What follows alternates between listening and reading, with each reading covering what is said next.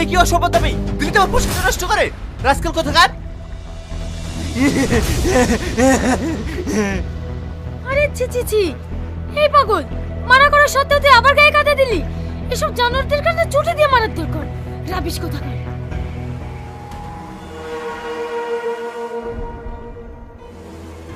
কি হয়েছে ভাই? আর বলেন না, এই পাগলটা কাদা ছুড়ে আমার পোশাকটা নষ্ট করে দিল। এই স্যারের গায়ে কাদা দিলি কেন?